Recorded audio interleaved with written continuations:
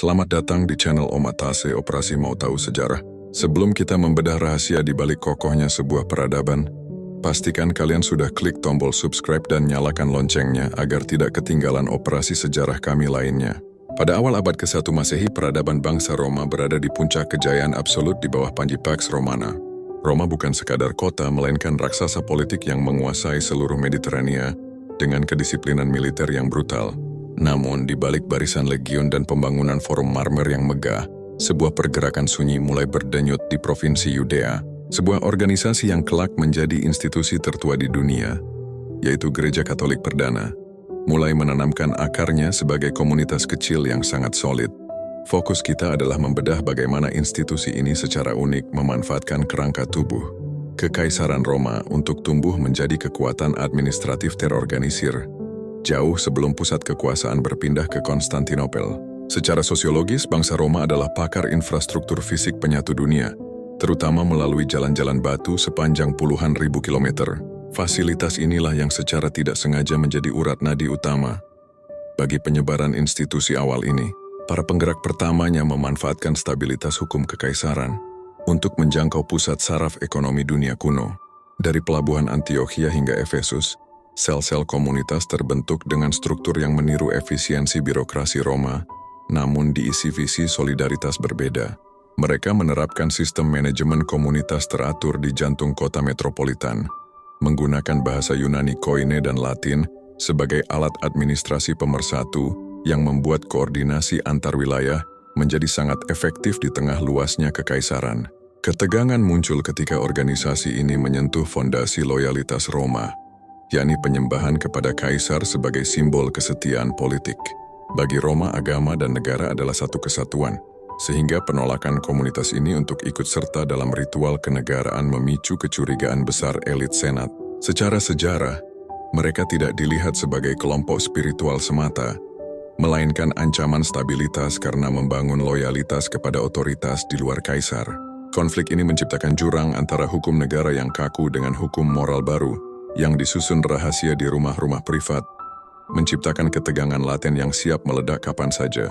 Pada tahun 64 saat kebakaran besar menghanguskan kota Roma, Kaisar Nero menjadikan komunitas ini sebagai kambing hitam untuk mengalihkan amarah rakyat, yang berujung pada persekusi sistematis pertama. Namun Roma melakukan kesalahan kalkulasi. Mereka mengira eksekusi figur kunci akan membubarkan gerakan ini. Sebaliknya, tekanan ini justru menjadi katalisator yang memaksa organisasi memperkuat sistem pertahanan internal dan komunikasi rahasia. Hal ini mempercepat pembentukan hierarki kepemimpinan permanen guna memastikan kelangsungan hidup kelompok, mengubah sekte kecil menjadi organisasi bawah tanah dengan manajemen krisis yang tangguh. Organisasi ini bertransformasi menjadi struktur disiplin dengan pembagian peran jelas, seperti uskup sebagai pengawas wilayah dan diakon sebagai pengelola logistik. Mereka membangun jaring pengaman sosial yang tidak mampu diberikan birokrasi Roma, seperti bantuan pangan bagi janda dan perlindungan anak yatim. Hal ini menarik simpati rakyat jelata dan kaum budak yang merasa diabaikan oleh kemegahan imperium.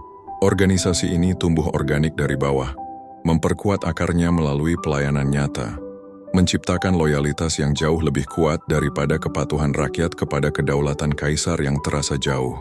Pada akhir abad pertama, organisasi ini telah memiliki struktur hukum internal yang paralel dengan hukum Roma. Akar-akarnya menyusup ke dalam struktur sosial kota Roma. Dari kalangan bawah hingga anggota keluarga bangsawan, mereka belajar dari ketegasan hukum Roma, mengadopsi standar komunikasi efisien, dan diam-diam membangun jaringan logistik yang bertahan dari penggerebekan militer. Manajemen yang rapi ini membuat mereka tetap utuh. Meskipun pusat pemerintahan Roma sering dilanda perang saudara, mereka adalah entitas yang hidup di dalam rahim raksasa Roma, menggunakan infrastruktur musuh untuk membangun kekuatan mandiri. Peradaban fisik yang kuat ternyata menyediakan nutrisi bagi tumbuhnya institusi yang lebih solid.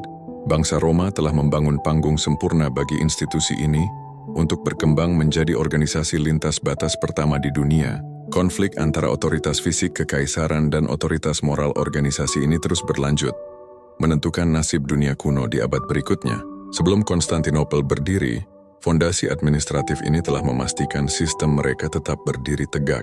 Mereka siap mengambil alih peran sebagai penjaga peradaban ketika kekuasaan kaisar mulai runtuh. membawa warisan Roma melewati zaman kegelapan sambil menjaga api pengetahuan tetap menyala. Memasuki abad kedua Masehi, Kekaisaran Roma mencapai ekspansi geografis maksimalnya. Namun stabilitas fisik ini kontras dengan pergerakan di bawah tanah. Fokus kita sekarang bergeser pada bagaimana organisasi Katolik perdana harus menyelam untuk bertahan hidup. Tahun 100 hingga 200 Masehi adalah era katakombe, di mana organisasi ini menyempurnakan sistem administrasinya dalam kerahasiaan total. Di terowongan gelap bawah tanah Roma, mereka tidak hanya menguburkan jenazah tetapi menyusun struktur manajemen krisis yang kelak akan menjadi standar birokrasi dunia modern. Bangsa Roma, yang terobsesi pada hukum dan protokol, secara tidak sadar sedang menghadapi lawan yang menggunakan disiplin serupa, namun dengan loyalitas yang jauh lebih militan. Secara administratif, organisasi ini mulai membagi wilayah kekaisaran ke dalam unit-unit yang jelas, yang disebut sebagai keuskupan. Meskipun status mereka ilegal, para pemimpinnya bertindak layaknya gubernur bayangan yang mengelola urusan warga dari balik bayang-bayang. Mereka menggunakan simbol rahasia seperti tanda ikan, iktis, untuk mengenali sesama anggota di tengah pasar Roma yang bising tanpa memicu kecurigaan otoritas. Kemampuan organisasi ini untuk tetap terhubung dari Roma hingga Alexandria membuktikan bahwa mereka telah menguasai sistem intelijen dan komunikasi yang melampaui kemampuan kurir resmi kaisar. Ini adalah bentuk awal dari sebuah jaringan transnasional yang mampu beroperasi di bawah hidung kekaisaran militer paling perkasa di dunia. Ketegangan mencapai puncaknya ketika para kaisar mulai menyadari bahwa ada sebuah negara di dalam negara yang sedang tumbuh. Organisasi ini tidak lagi bisa dianggap remeh, karena mereka mulai mengelola dana kolektif dalam jumlah besar yang digunakan untuk pelayanan sosial. Bangsa Roma yang seringkali dilanda korupsi pada pejabat sipilnya, mulai melihat kontras yang tajam dengan para pengelola organisasi ini yang hidup sederhana dan melayani kaum papa. Inilah yang secara sosiologis disebut sebagai perebutan legitimasi. Rakyat mulai lebih percaya pada janji organisasi ini daripada perlindungan hukum Roma yang mulai tumpul dan diskriminatif terhadap rakyat jelata. Selama abad kedua ini, organisasi mulai melahirkan para pembela intelektual yang disebut apologet. Mereka bukan lagi budak yang buta huruf, melainkan para filsuf yang mampu berdebat menggunakan logika hukum Roma. Mereka menulis surat pembelaan kepada kaisar-kaisar seperti Hadrianus dan Marcus Aurelius, menuntut keadilan berdasarkan prinsip hukum Roma sendiri. Perjuangan ini bukan lagi soal pelarian fisik, melainkan konfrontasi intelektual. Organisasi ini mulai memaksa bangsa Roma untuk mengakui bahwa mereka memiliki dasar moral yang lebih kuat untuk menopang peradaban. Inilah fase di mana organisasi ini mulai menyerap filsafat Yunani dan hukum Latin ke dalam doktrin internal mereka, memperkuat fondasi administratif bagi masa depan. Kekuatan nyata organisasi ini teruji ketika wabah penyakit dahsyat menyerang Roma pada pertengahan abad kedua. Saat para elit dan pejabat negara melarikan diri dari kota karena takut tertular, anggota organisasi ini justru tetap tinggal di garis depan untuk merawat orang-orang sakit.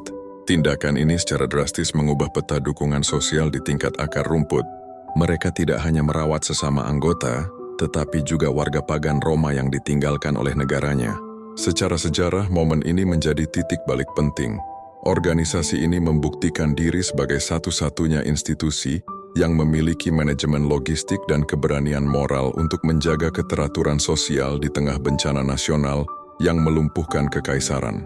Di akhir abad kedua, meski penggeledahan dan eksekusi tetap terjadi, organisasi ini telah menjadi terlalu besar untuk ditiadakan. Mereka telah menyusup ke setiap lapisan masyarakat, dari penambang di perbatasan hingga pejabat di dalam istana kaisar sendiri.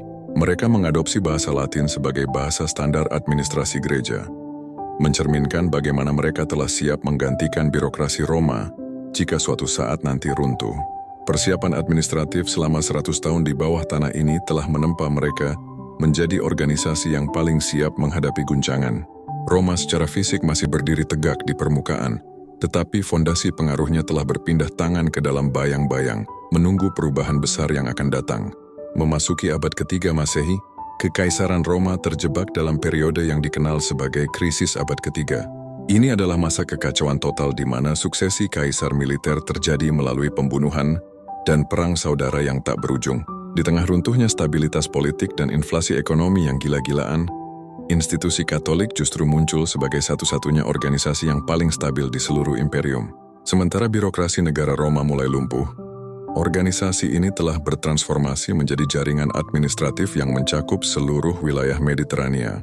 Mereka bukan lagi sekadar kelompok tersembunyi, melainkan entitas terorganisir yang mampu mengelola krisis sosial di saat negara gagal menjalankan fungsinya bagi rakyat banyak. Secara administratif, abad ketiga adalah masa di mana struktur birokrasi gereja mulai melampaui efisiensi birokrasi Roma. Di setiap kota besar, kantor-kantor keuskupan berfungsi sebagai pusat logistik yang menangani distribusi pangan dan bantuan bagi warga yang terdampak krisis ekonomi. Bangsa Roma, yang kehilangan kepercayaan pada kaisar-kaisar militer, melihat organisasi ini sebagai entitas yang memiliki integritas keuangan. Dana kolektif yang dikumpulkan secara sukarela dikelola dengan standar akuntansi yang ketat, memungkinkan mereka membangun panti asuhan dan rumah sakit di tengah wabah penyakit yang kembali menghantam kekaisaran. Inilah momen di mana loyalitas rakyat secara sosiologis mulai berpindah dari istana kaisar ke meja pelayanan organisasi. Tekanan militer terhadap organisasi ini pun berubah menjadi upaya pembersihan total di bawah Kaisar Decius dan Valerianus. Roma menyadari bahwa kekuatan organisasi ini terletak pada kepatuhan anggotanya kepada para pemimpin mereka daripada kepada negara. Persekusi kali ini menargetkan para uskup dan pengelola keuangan guna memenggal struktur administratifnya. Namun, Roma kembali dikejutkan oleh ketahanan sistematis institusi ini. Setiap kali seorang pemimpin dieksekusi, sistem suksesi yang telah dirancang sebelumnya langsung berjalan otomatis. Organisasi ini telah menjadi organisme yang memiliki protokol darurat matang, membuktikan bahwa mereka memiliki manajemen risiko yang jauh lebih baik daripada sistem suksesi takhta Roma yang selalu berujung konflik berdarah.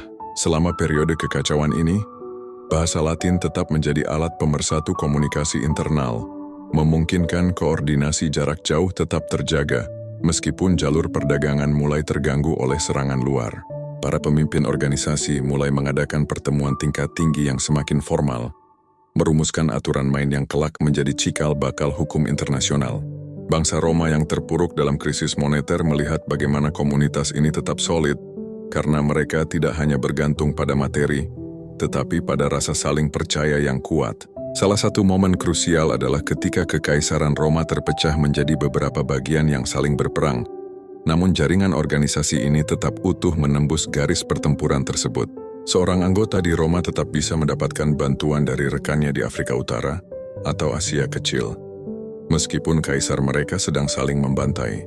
Hal ini menunjukkan bahwa mereka telah menciptakan kewarganegaraan global yang melampaui batas politik negara Roma. Efisiensi komunikasi ini membuat mereka memiliki akses informasi yang terkadang lebih cepat daripada kurir resmi kekaisaran. Roma mulai menyadari bahwa musuh yang mereka buru selama ini sebenarnya adalah satu-satunya perekat sosial yang masih tersisa untuk menyatukan kembali kepingan imperium yang pecah. Menjelang akhir abad ketiga, Kaisar Diocletianus meluncurkan persekusi besar. Sebagai upaya terakhir menghancurkan organisasi ini, ia menyadari bahwa gereja-gereja sudah berdiri tegak di dekat istananya, dan pejabat tingginya secara diam-diam adalah bagian dari organisasi tersebut.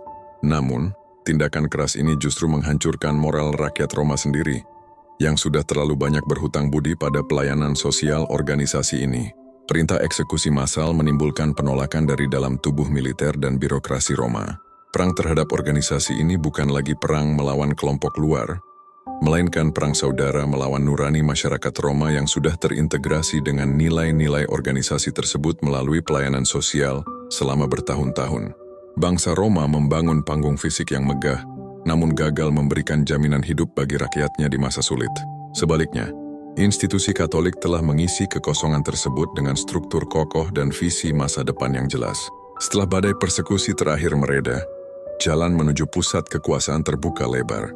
Roma tidak lagi bisa mengabaikan eksistensi organisasi raksasa ini, dan segera seorang pemimpin besar akan menyadari bahwa merangkul kekuatan ini adalah satu-satunya cara untuk menyelamatkan imperium dari kehancuran total. Awal abad keempat Masehi menjadi saksi pergeseran tektonik dalam sejarah dunia. Kekaisaran Roma yang kelelahan akibat perang saudara dan krisis ekonomi akhirnya mencapai titik balik di bawah kepemimpinan Konstantin Agung. Melalui Edict of Milan tahun 313 M, Konstantin secara resmi melegalkan keberadaan organisasi Katolik. Ini bukan sekadar tindakan toleransi beragama, melainkan sebuah langkah politik jenius untuk menyatukan imperium menggunakan jaringan administratif gereja yang sudah teruji selama 3 abad. Secara sosiologis, momen ini menandai berakhirnya era persembunyian. Organisasi ini keluar dari katakombe dan langsung menempati posisi strategis di pusat kekuasaan Roma, mengubah wajah birokrasi kekaisaran selamanya. Integrasi ini membawa dampak luar biasa pada arsitektur dan hukum Roma. Gedung-gedung pengadilan Roma yang luas, dikenal sebagai basilika, mulai diberikan kepada organisasi ini untuk digunakan sebagai tempat ibadah dan pusat administrasi wilayah. Para pemimpin organisasi kini mendapatkan status hukum sebagai pejabat negara yang dibebaskan dari pajak, memberikan mereka kekuatan finansial yang masif untuk memperluas jaring sosial. Bangsa Roma yang sebelumnya melihat organisasi ini sebagai ancaman, kini melihatnya sebagai pilar baru stabilitas negara. Peradaban fisik Roma mulai menyatu dengan struktur hierarki gereja, menciptakan standar baru dalam pengelolaan masyarakat yang jauh lebih terpusat dan efisien daripada masa-masa sebelumnya. Konstantin menyadari bahwa kota Roma sudah terlalu terbebani oleh tradisi pagan lama dan elit politik yang korup. Untuk membangun awal yang baru, ia memutuskan memindahkan ibu kota kekaisaran ke arah timur, ke sebuah kota kuno bernama Bizantium yang kemudian dinamai Konstantinopel pada tahun 330 M.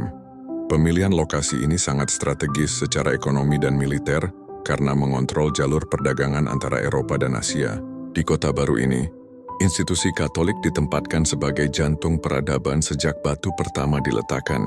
Konstantinopel dirancang sebagai Roma baru yang secara administratif dan moral berpusat pada organisasi ini, menjadikannya benteng pertahanan peradaban Kristen yang megah. Di Konstantinopel, kemitraan antara kaisar dan organisasi mencapai puncaknya melalui Konsili Nicea. Ini adalah pertemuan global pertama yang difasilitasi oleh negara untuk menyeragamkan ajaran dan struktur administrasi organisasi di seluruh dunia. Bangsa Roma di timur mulai mengembangkan sistem pemerintahan teokratis, di mana kaisar dianggap sebagai pelindung suci organisasi. Hal ini memberikan legitimasi moral yang tidak pernah dimiliki oleh kaisar-kaisar sebelumnya. Dengan organisasi yang kini bersatu di bawah satu standar hukum dan administratif, Konstantinopel berhasil menciptakan stabilitas internal yang memungkinkan mereka bertahan dari ancaman eksternal yang mulai meruntuhkan wilayah barat di Italia. Sementara Konstantinopel bersinar sebagai pusat peradaban baru, wilayah barat mulai merasakan dampak dari perpindahan kekuasaan ini. Kota Roma yang ditinggalkan perlahan kehilangan signifikansi politiknya. Namun organisasi di sana tetap bertahan kuat. Para pemimpin organisasi di barat mulai mengambil alih fungsi-fungsi pemerintahan sipil yang ditinggalkan oleh kaisar, seperti pertahanan kota dan pengelolaan pangan. Secara sejarah, ini adalah awal dari kemandirian institusi di barat. Mereka belajar untuk berdiri sendiri tanpa dukungan militer kaisar. Hal ini menciptakan dua pusat kekuatan yang unik. Konstantinopel sebagai pusat politik agama yang megah, dan Roma sebagai pusat moral administratif yang tangguh di tengah ancaman barbar. Menjelang akhir abad keempat, organisasi ini bukan lagi sekadar mitra, melainkan telah menjadi identitas resmi Kekaisaran Roma di bawah Kaisar Theodosius I. Segala praktik pagan lama dilarang, dan organisasi ini memegang kendali penuh atas pendidikan serta norma sosial masyarakat. Bangsa Roma telah bertransformasi sepenuhnya. Mereka menggunakan bahasa Latin dan hukum Roma untuk menyebarkan pengaruh organisasi ini ke seluruh penjuru dunia. Peradaban yang dulunya mengejar penganut organisasi ini, kini menjadi kendaraan utama bagi penyebaran globalnya. Integrasi ini memastikan bahwa meskipun Kekaisaran Roma Barat nantinya runtuh, sistem dan nilai yang dibawa oleh organisasi ini akan tetap hidup sebagai fondasi utama peradaban Barat. Penutup fase ini memperlihatkan keberhasilan organisasi dalam menaklukkan penakluknya. Dari komunitas kecil di Yudea, mereka berhasil menduduki takhta di Konstantinopel dan Roma. Bangsa Roma telah memberikan infrastruktur, bahasa, dan hukum mereka, sementara organisasi ini memberikan jiwa dan ketahanan administratif baru bagi imperium. Sebelum tembok Konstantinopel berdiri kokoh melindungi timur, fondasi bagi dunia abad pertengahan telah terbentuk dengan sempurna. Sejarah telah mengunci posisi organisasi ini sebagai penjaga api peradaban yang akan melampaui usia kekaisaran manapun dalam sejarah manusia. Memasuki paruh terakhir abad keempat Masehi, integrasi antara Kekaisaran Roma dan institusi Katolik mencapai titik yang tidak bisa ditarik kembali.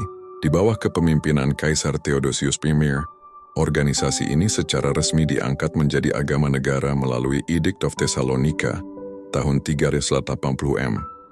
Ini adalah langkah final dari transformasi panjang yang dimulai sejak zaman para rasul. Secara sejarah, peristiwa ini menandai perubahan total fungsi sosial. Kuil-kuil kuno ditutup, dan seluruh birokrasi Roma kini dipandu oleh nilai-nilai organisasi tersebut. Bangsa Roma, yang dulu membanggakan pluralisme dewa-dewanya, kini menyatukan seluruh identitas politik dan spiritualnya di bawah satu struktur hierarki tunggal yang sangat terpusat. Secara administratif, pengangkatan ini memberikan organisasi kendali penuh atas sistem pendidikan dan hukum moral masyarakat. Para uskup di setiap provinsi kini memiliki kekuasaan hukum yang setara dengan hakim sipil, menjadikannya institusi yang tidak hanya mengurus jiwa, tetapi juga urusan duniawi yang konkret.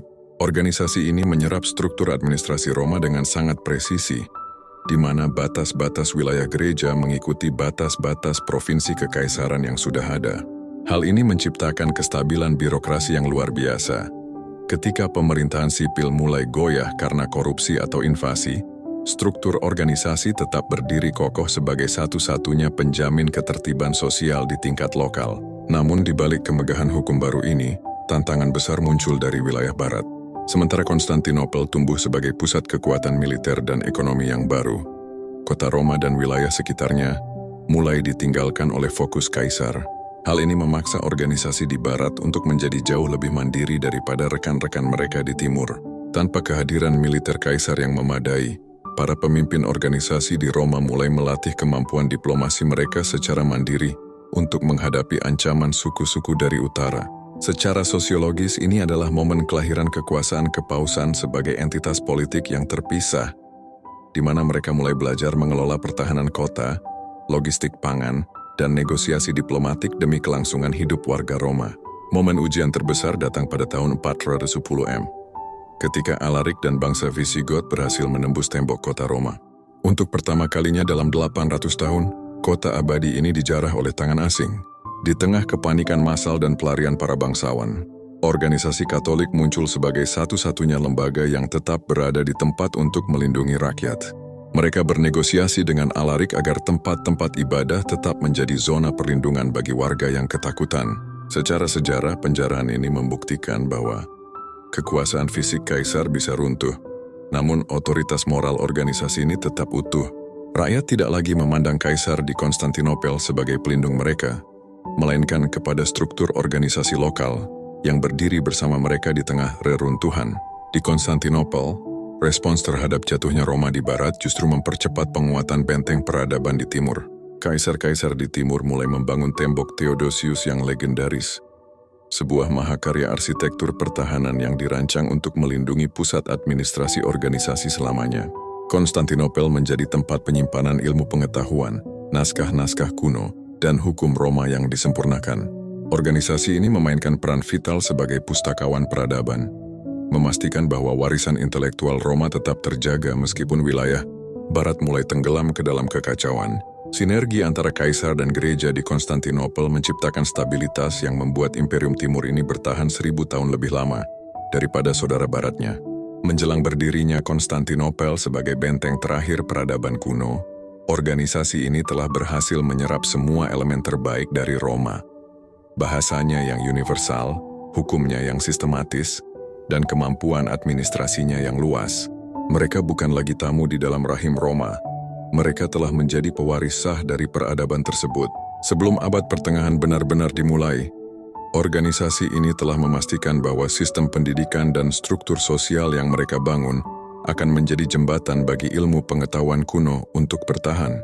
Bangsa Roma mungkin telah kehilangan kedaulatan fisiknya di barat, namun identitas sosiokulturalnya tetap hidup melalui jaringan organisasi yang kini menguasai hampir seluruh aspek kehidupan manusia.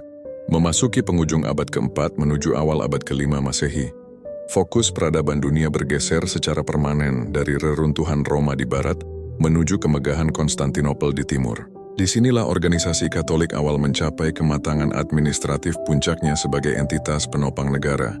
Konstantinopel bukan sekadar dibangun sebagai kota pertahanan, melainkan sebagai manifestasi fisik dari Roma baru yang telah sepenuhnya dibersihkan dari pengaruh paganisme kuno. Secara sejarah, Kota ini menjadi laboratorium pertama di dunia di mana struktur birokrasi kekaisaran dan hierarki organisasi gereja menyatu secara organik. Di balik tembok Theodosius yang tak tertembus, organisasi ini mulai mengkodifikasi hukum-hukum mereka ke dalam sistem hukum sipil, memastikan bahwa setiap kebijakan negara memiliki landasan moral dan administratif yang seragam. Secara administratif, Konstantinopel menjadi pusat saraf yang menghubungkan jaringan organisasi dari wilayah Galia hingga Mesir. Di kota ini, para pemimpin organisasi tidak lagi bekerja secara tersembunyi. Mereka memiliki istana, arsip pusat, dan protokol diplomatik yang sangat formal. Bangsa Roma di timur menyadari bahwa untuk mengontrol wilayah seluas itu, mereka tidak bisa hanya mengandalkan tentara. Mereka menggunakan jaringan para uskup di setiap kota sebagai agen stabilitas sosial yang melaporkan kondisi rakyat langsung ke pusat kekuasaan. Sinergi ini menciptakan efisiensi pengumpulan informasi dan distribusi logistik yang belum pernah ada sebelumnya. Inilah awal dari sistem teokrasi administratif, di mana kaisar dan otoritas organisasi berbagi peran dalam menjaga integrasi imperium yang mulai terancam oleh migrasi besar-besaran bangsa-bangsa barbar. Kekuatan organisasi ini semakin teruji melalui perannya sebagai penjaga literasi dan ilmu pengetahuan kuno. Di saat wilayah barat mulai kehilangan akses terhadap pendidikan karena invasi, Konstantinopel melalui biara-biara dan sekolah-sekolah organisasinya menjadi benteng penyimpanan naskah-naskah klasik. Mereka melakukan operasi penyelamatan intelektual besar-besaran, menyalin teks-teks filsafat, kedokteran, dan hukum dari bahasa Yunani ke Latin. Secara sosiologis, organisasi ini mengambil alih peran sebagai institusi pendidikan utama, memastikan bahwa tradisi intelektual Roma tidak punah. Manajemen dokumen dan pengarsipan yang mereka kembangkan di Konstantinopel menjadi standar birokrasi yang kelak akan ditiru oleh seluruh kerajaan di Eropa selama ribuan tahun ke depan. Di sisi lain, posisi Konstantinopel sebagai pusat perdagangan dunia memberikan organisasi ini kekuatan ekonomi yang luar biasa. Pajak dari jalur sutra dan perdagangan maritim mengalir masuk, sebagian besar digunakan untuk membiayai misi diplomatik dan pembangunan infrastruktur sosial ke wilayah-wilayah perbatasan. Bangsa Roma menggunakan pengaruh organisasi ini untuk menjinakkan suku-suku barbar di perbatasan melalui jalur agama dan bantuan kemanusiaan, bukan sekadar perang. Diplomasi melalui organisasi ini terbukti lebih murah dan efektif daripada mobilisasi legiun militer. Ini adalah bukti bahwa peradaban Roma telah belajar untuk memproyeksikan kekuatan lunak, soft power, melalui struktur organisasi yang rapi, menjadikan Konstantinopel sebagai mercusuar stabilitas di tengah laut kekacauan dunia kuno. Menjelang tahun-tahun terakhir sebelum jatuhnya Roma Barat secara total, Konstantinopel telah berdiri secara mandiri sebagai pusat otoritas Katolik yang sah. Konsili-konsili besar yang diadakan di wilayah timur ini merumuskan doktrin-doktrin yang mengikat seluruh dunia, memperkuat posisi organisasi sebagai pemegang kebenaran tunggal. Secara administratif, hal ini mematikan perpecahan internal yang sebelumnya sering melemahkan kekaisaran.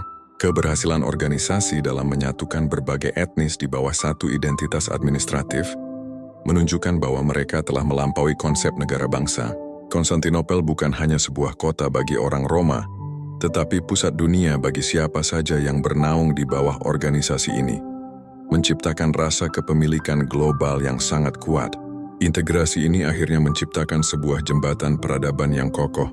Saat Roma di barat akhirnya menyerah pada tekanan sejarah, Konstantinopel tetap tegak berdiri sebagai pewaris tunggal kejayaan Roma. Organisasi ini telah memastikan bahwa semua pencapaian terbaik Roma, mulai dari sistem hukum, seni bangunan, hingga tata kelola publik, telah dipindahkan dengan aman ke timur. Mereka bukan lagi sekadar penumpang di dalam kapal Roma, melainkan nahoda yang mengarahkan peradaban menuju masa depan. Transformasi dari pengikut yang tertindas menjadi arsitek peradaban di Konstantinopel adalah pencapaian manajemen organisasi terbesar dalam sejarah manusia, mengunci warisan Roma dalam wadah institusi yang abadi. Memasuki fajar abad ke-5 Masehi, peta kekuasaan dunia telah bergeser sepenuhnya ke arah Konstantinopel. Inilah momen di mana organisasi Katolik awal mencapai puncak transformasinya sebagai arsitek peradaban yang sesungguhnya. Ketika Roma di barat perlahan membusuk akibat korupsi internal dan tekanan suku-suku barbar, Konstantinopel justru berdiri tegak sebagai benteng ortodoksi dan keteraturan administratif. Secara sejarah, kota ini tidak hanya dirancang sebagai pusat militer, tetapi sebagai pusat saraf birokrasi. di mana keputusan kaisar dan kebijakan organisasi menyatu dalam satu tarikan napas. Di sini, organisasi ini telah berhasil menyerap seluruh kecerdasan hukum Roma dan membungkusnya dalam struktur institusi yang lebih tahan lama daripada kaisar manapun, menciptakan sebuah entitas politik spiritual yang tidak pernah ada sebelumnya. Secara administratif, keberhasilan Konstantinopel terletak pada kemampuannya mengelola wilayah yang sangat luas, melalui jaringan hierarki organisasi yang presisi. Para pemimpin organisasi di setiap distrik berfungsi sebagai mata dan telinga kaisar, sekaligus pengelola urusan sosial yang sangat efisien. Di saat birokrasi sipil Roma mulai rontok, struktur gereja menyediakan stabilitas melalui manajemen data dan pengarsipan yang rapi. Mereka mencatat kelahiran, kematian, dan distribusi logistik dengan ketelitian yang melampaui standar kuno. Organisasi ini telah menjadi urat nadi kekaisaran. Tanpa mereka, Konstantinopel tidak akan mampu mengumpulkan sumber daya yang cukup untuk membangun tembok-tembok pertahanan yang legendaris atau membiayai legiun yang menjaga perbatasan timur. Satu elemen krusial yang sering terlupakan adalah peran organisasi ini sebagai bank data peradaban. Di tengah gelombang penghancuran literasi di wilayah barat, biara-biara dan perpustakaan di Konstantinopel menjadi tempat perlindungan terakhir bagi manuskrip-manuskrip hukum, kedokteran, dan filsafat Roma kuno. Secara sosiologis, organisasi ini mengambil alih peran sebagai institusi pendidikan utama yang menjaga agar bahasa Latin dan Yunani tidak punah. Mereka bukan hanya menjaga spiritualitas, tetapi juga memelihara rasionalitas administratif Roma. Dengan melakukan penyalinan teks secara masif, mereka memastikan bahwa ketika dunia barat nantinya siap untuk bangkit kembali, benih-benih pengetahuan Roma masih tersimpan aman dalam brankas organisasi di Konstantinopel. Kehebatan organisasi ini juga terlihat dalam strategi diplomatiknya di perbatasan. Konstantinopel menggunakan pengaruh organisasi untuk melakukan ekspansi kekuasaan lunak, soft power, kepada bangsa-bangsa di luar batas kekaisaran. Melalui misi-misi diplomatik yang menyamar sebagai penyebaran nilai, mereka berhasil mengikat suku-suku asing ke dalam orbit pengaruh Roma tanpa harus menembakkan satu anak panah pun. Ini adalah evolusi dari imperialisme Roma yang brutal menjadi diplomasi administratif yang cerdik. Organisasi ini menjadi alat stabilitas internasional yang membuat Konstantinopel tetap menjadi pusat gravitasi dunia kuno, meskipun wilayah baratnya telah jatuh ke tangan bangsa Visigoth dan Vandal. Mereka telah menciptakan sistem keamanan bersama yang berbasis pada keseragaman identitas organisasi. Di dalam tembok Konstantinopel, sinkronisasi antara negara dan organisasi melahirkan apa yang disebut sebagai Corpus Juris Civilis atau kodifikasi hukum Justinianus. Ini adalah pencapaian administratif terbesar yang pernah dihasilkan oleh peradaban manusia, di mana hukum-hukum Roma yang tersebar dikumpulkan dan diselaraskan dengan etika moral organisasi. Hukum ini menjadi fondasi bagi hampir seluruh sistem hukum modern di dunia saat ini. Secara sejarah, ini membuktikan bahwa organisasi Katolik awal tidak hanya bertahan hidup, tetapi telah berhasil menyuntikkan nyawa baru ke dalam kerangka hukum Roma yang sudah tua, menjadikannya sistem yang universal dan abadi. Mereka telah mengubah hukum pedang menjadi hukum pena dan aturan administratif yang mengikat seluruh lapisan masyarakat secara adil. Menjelang berakhirnya era transisi menuju abad pertengahan, Konstantinopel telah membuktikan bahwa integrasi antara organisasi dan negara adalah kunci keberlangsungan peradaban. Ketika Roma Barat akhirnya runtuh sepenuhnya pada tahun 476 M, warisan kebesarannya tidak ikut musnah karena telah pindah rumah ke dalam struktur organisasi di timur. Konstantinopel menjadi mercusuar yang menjaga api pengetahuan tetap menyala di tengah kegelapan total yang melanda Eropa. Institusi Katolik telah menyelesaikan tugas sejarahnya. Dari sebuah komunitas yang diburu di jalanan Roma, menjadi penjaga tunggal bagi sisa-sisa kemegahan manusia kuno. Mereka adalah jembatan yang menghubungkan kejayaan masa lalu dengan ketidakpastian masa depan, memastikan bahwa Roma tidak pernah benar-benar mati selama organisasinya tetap berdiri. Terima kasih sudah menonton video ini. Jika Anda suka dengan konten seperti ini, silahkan klik tombol like dan subscribe. Silahkan tinggalkan komentar dan share video ini.